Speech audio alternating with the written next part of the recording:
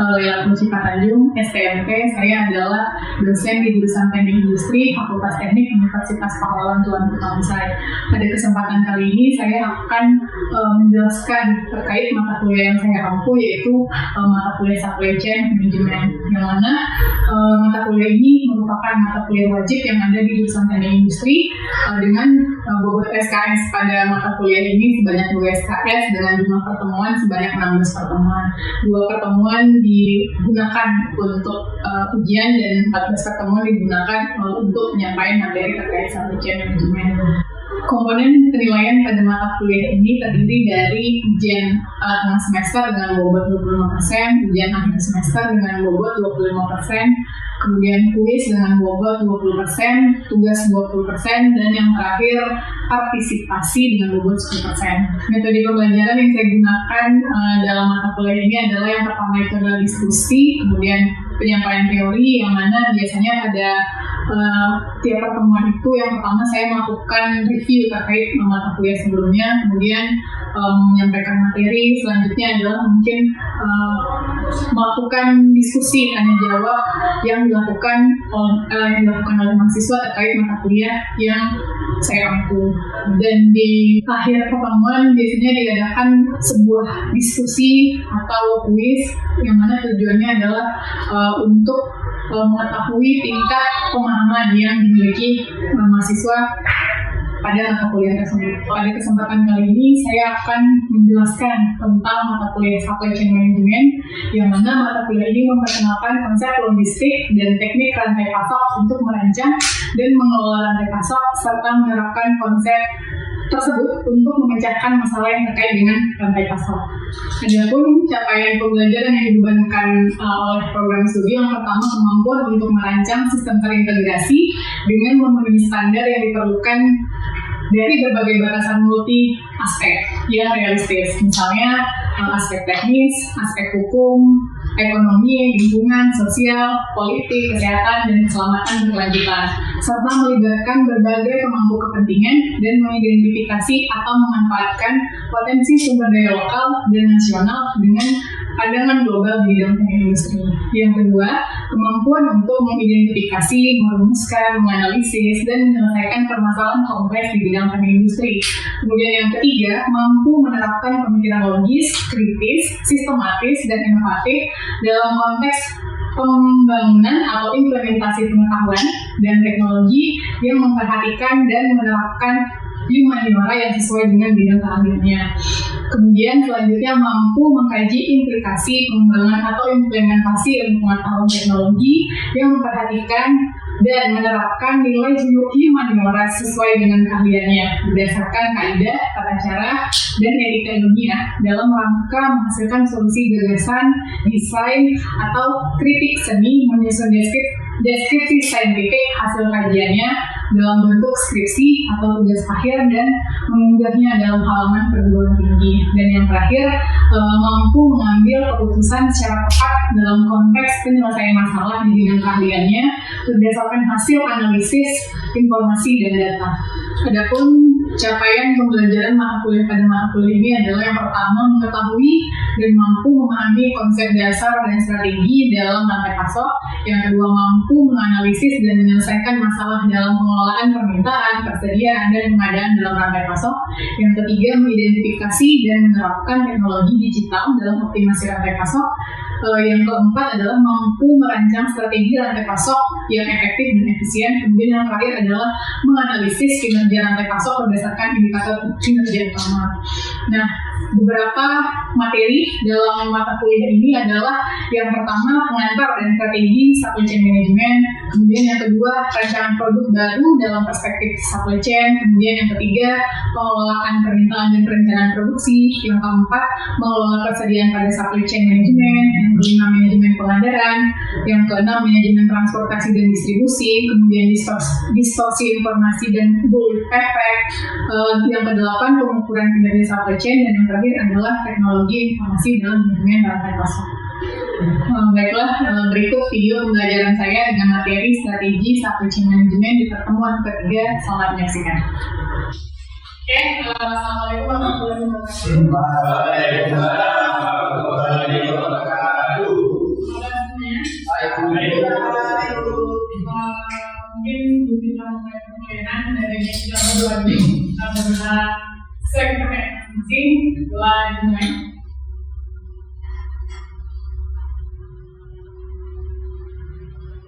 Sudah selesai. Baik, sebelum kita masuk perkuliahan saya mungkin akan memakai waktu dulu.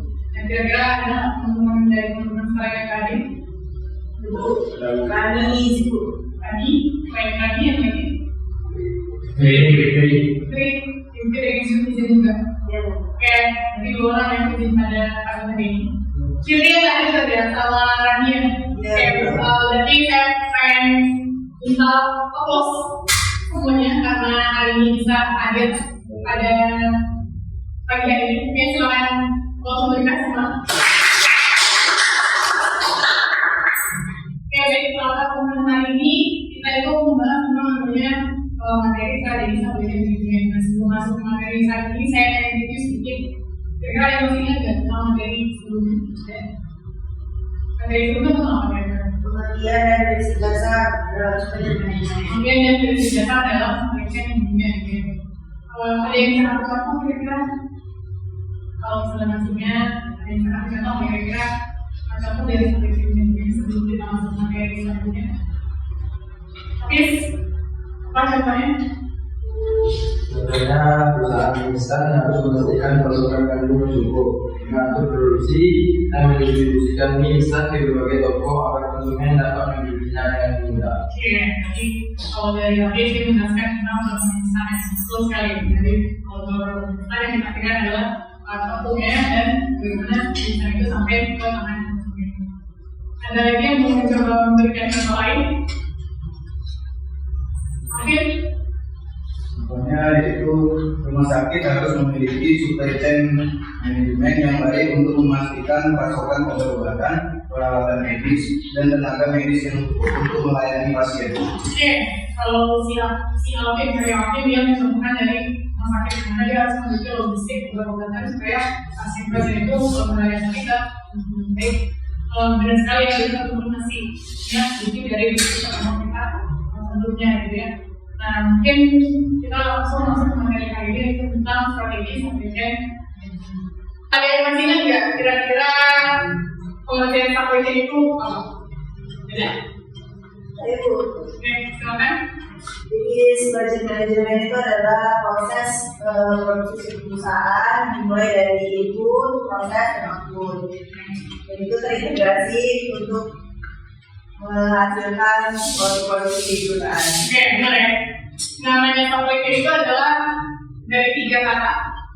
Supply chain management. Supply artinya apa? Pemasok. Oke. Kemudian chain itu bahasa Inggris artinya rantai. Kalau manajemen,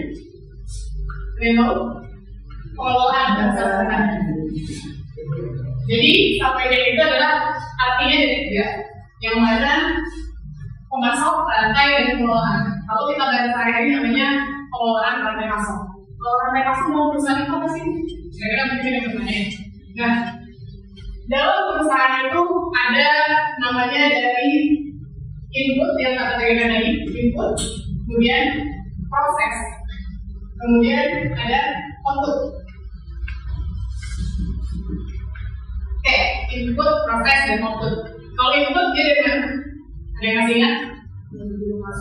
Dari pemasok bahan baku. Pasti ketika teman-teman pengen memproduksi sebuah barang, misalnya ada bahan baku, kemudian bahan baku diproses, kemudian jadi barang jadi. Contohnya apa? Contoh sederhananya.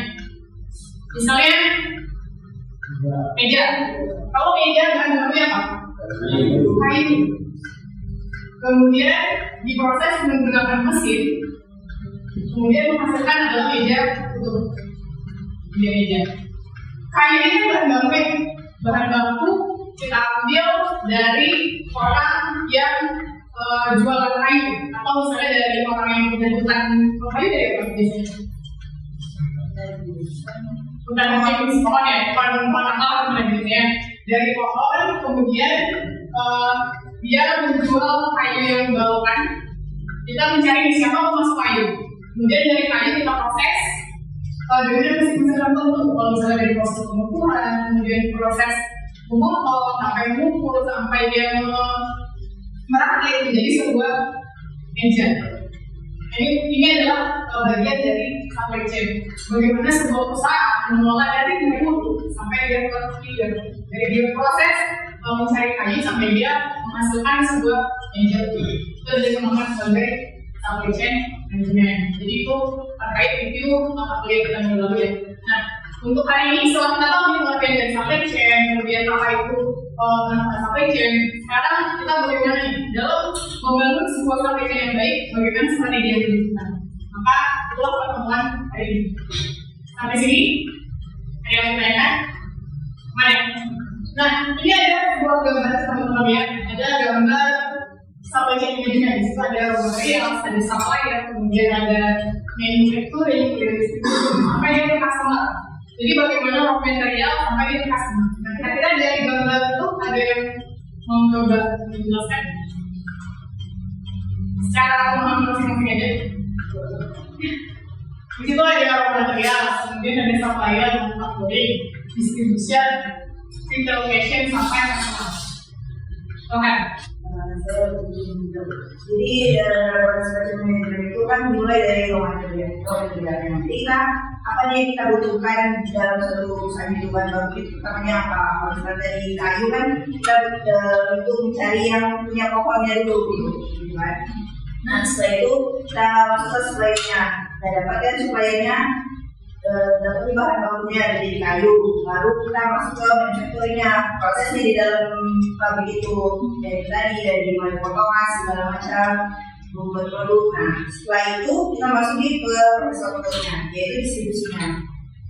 Nah kita akan menentukan nih alokasi apa aja yang kita butuhkan untuk mendistribusikan itu, apakah kita dari menggunakan kapal laut, jalur darat, jalur air, atau jalur untuk menggunakan pesawat gitu. Kita menentukan itu dari mulai kosnya segala macam. Baru setelah itu kita tahu ini detail kosnya. Kita jualnya kemana?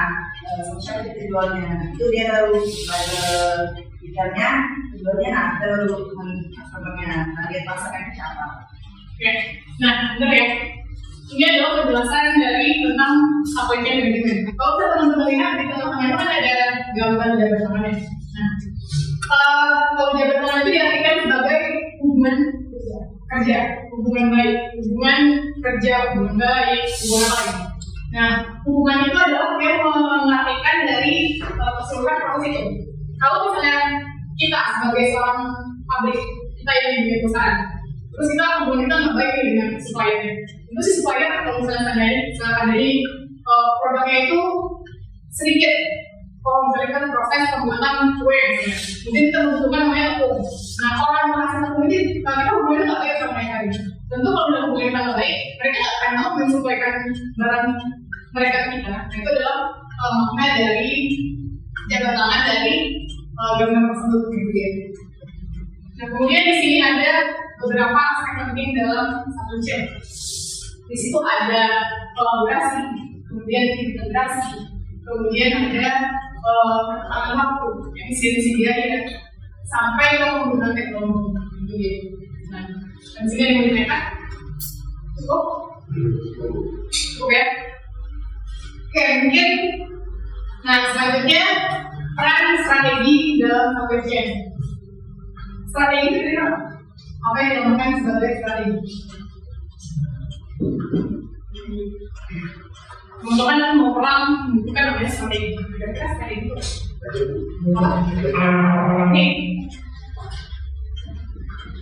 Rencana.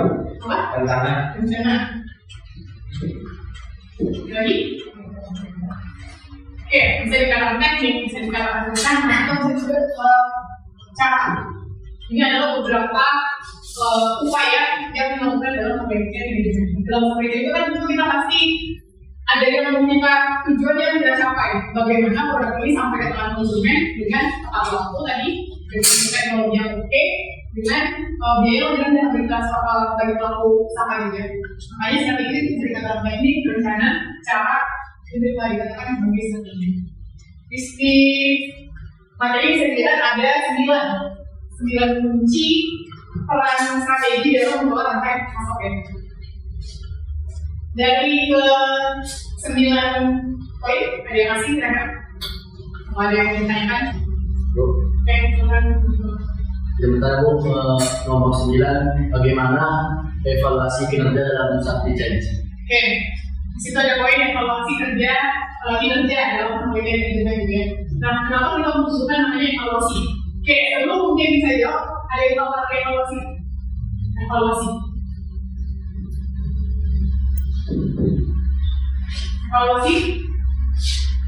Apa evaluasi? Pengulangan. Apa? Pengulangan. Evaluasi bisa dikatakan sebagai pengulangan boleh, penilaian boleh, yang mana kita membuat suatu pekerjaan, itu kita harus menilai apakah pekerjaan kita itu berhasil atau tidak, apakah pekerjaan kita itu oke atau tidak. Karena kalau misalnya kita ada evaluasi, ada penilaian, itu kita nggak tahu sampai mana penilaian kita atau pekerjaan kita itu selesai atau tidak. Itu adalah tujuan dari evaluasi. Jadi cara evaluasi kita gimana kalau dalam pembagian manajemen gitu. Kalau evaluasi itu yang pertama, kita harus melihat kriteria karakteristik dari poin-poin sampai dari kita. Kalau misalnya dari segi pemasukan produk atau distribusi produk, kira-kira target kita berapa? Kalau target kita misalnya saya ingin produk saya terjual 1.500, terus setelah hasil realisasi 1.500, ternyata yang terjual itu adalah hanya 1.100. Tentu tidak sesuai dengan targetnya berapa? 400 kan? Nah, kalau misalnya sesuai target, tentu kita punya pertanyaan why? Kenapa? Itulah bentuk dari evaluasi. Pertanyaan kenapa dari hasil target kita itu tercapai, itu dikatakan sebagai evaluasi. Jadi dari evaluasi kita tahu bagaimana strategi kedepannya apabila target kita itu tercapai. Ini ada tipe-tipe strategi SCM atau strategi di depan. Yang pertama ada responsif terhadap permintaan. Yang kedua ada efisiensi operasional, rantai pasok berkelanjutan sampai strategi kolaborasi dan integrasi. Sampai sini Pak? Oke. Yang terakhir ada strategi kolaborasi dan integrasi. Kalau misalnya integrasi itu dikaitkan sama penggunaan teknologi. Teknologi yang digunakan dalam salah satu ini. Ini adalah contoh penerapan kolaborasi dan integrasi.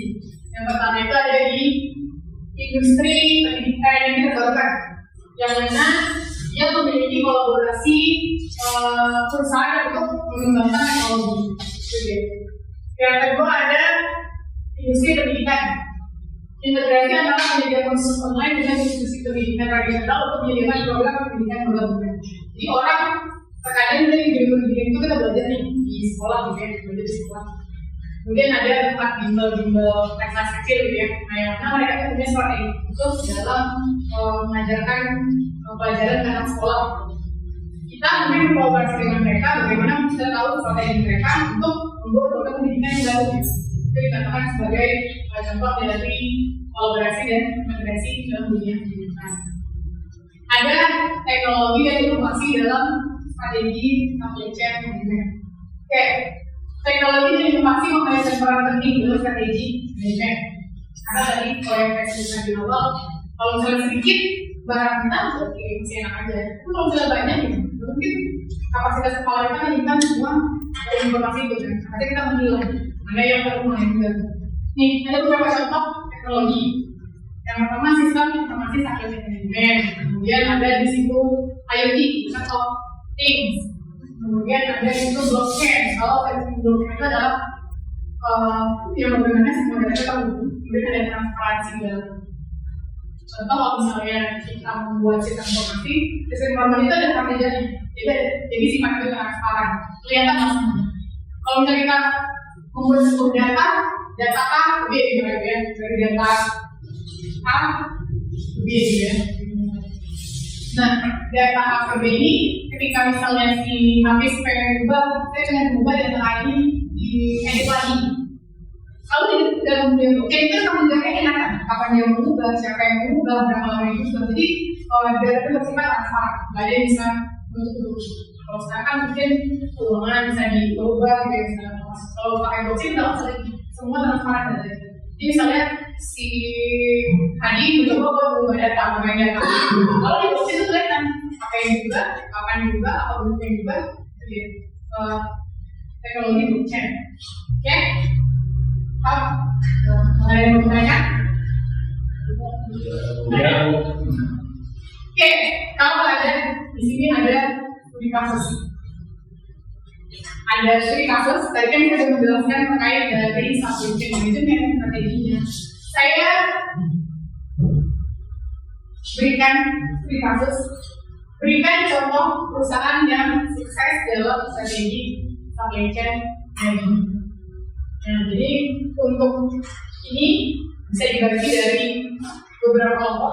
Jadi kan kelompok bisa 3 orang. Jadi nanti setelah kita bagi kelompok, silakan teman-teman terangkan kira-kira apa itu perusahaan yang oke atau yang berhasil dalam menjalankan strategi supply chain.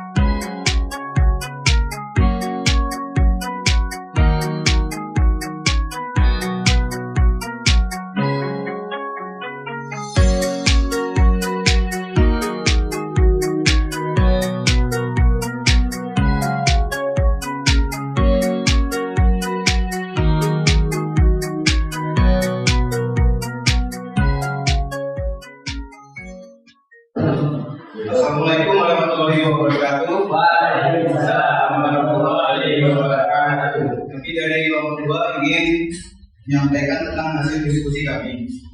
Baik, jadi di sini kami ingin menjelaskan tadi terkait perusahaan yang berhasil dalam metode SCM-nya. Di sini kami mengambil contoh itu perusahaan Toyota yang menggunakan metode just in time. Nah, ada pun strategi yang terkenal di perusahaan Toyota yaitu adalah production system. Nah, yang menerapkan just in time dan in manufacturing. Ada pun keunggulan daripada metode ini adalah meminimalkan persediaan inventory, mengurangi pemborosan dan meningkatkan efisiensinya. Nah, hasilnya ya Toyota menjadi salah satu produsen paling efisien di dunia dengan biaya produksi rendah dan kualitas tinggi. Ada yang ingin ditanyakan? Ya. Apa itu just in time?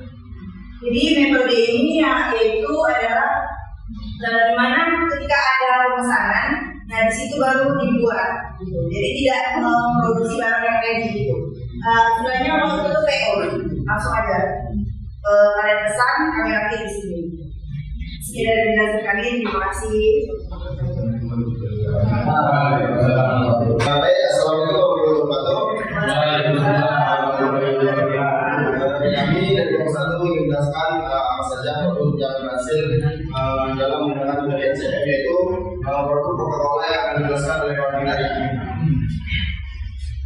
Coca-Cola memiliki SDM yang kompleks dan banyak produk yang masuk ke botol dan distributor.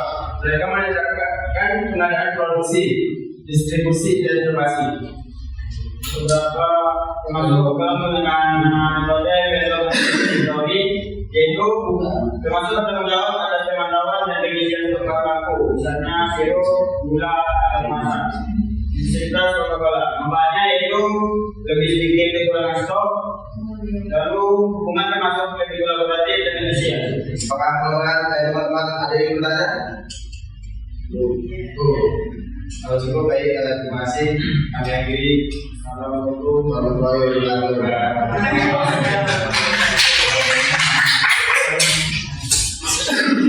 Yang selanjutnya, silakan. Assalamualaikum warahmatullahi wabarakatuh. ini dari kelompok 3 yang mempresentasikan hasil diskusi kami yang dibacakan adalah ya, contoh perusahaan yang berhasil dalam supply chain manajemen adalah perusahaan Hegel. Supply chain Hegel terkenal dengan manajemen pemasaran dan efisien, fokus pada kualitas, inovasi dan koordinasi global terkhusus di Asia. Misalnya dengan Foxconn, mengelola investasi secara sangat untuk mengurangi biaya kiriman. Ada yang ingin bertanya? Nah, jadi saya ingin bertanya, tadi kualitasnya bagus ya, ekonomi. Apa sih fitur keunggulan dari Apple ini? Apa dia bisa berkembang sampai saat ini? Oke, kelebihan dari iPhone tersebut yang pertama kualitasnya. Seperti yang diketahui, kualitasnya terkenal dari kamera, terus memiliki chipset yang bagus dan memiliki versi yang berbeda, yaitu iOS. Oke. Lagi, Oke, sekian dari kami.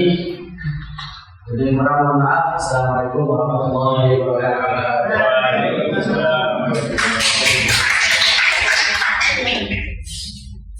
Nah, tadi kan kita udah bahas tentang sedikit proses KDI dari sampai ke manajemen. Nah, di sini ada pengukuran tim kerja dalam strategi manajemen. Nah, kalau misalnya tadi pengukuran kinerja itu kan dia kaitannya dengan namanya KPI. Kalau di perusahaan namanya Key Performance Indicator. Mana performance dari tiap indikator itu dinilai. Yang mana dari hasil dari itu kita evaluasi. Tadi kalau dijelaskan tadi contohnya dari produksi misalnya. Nah, produksi ini misalnya kita targetnya sekian, yang realisasinya sekian.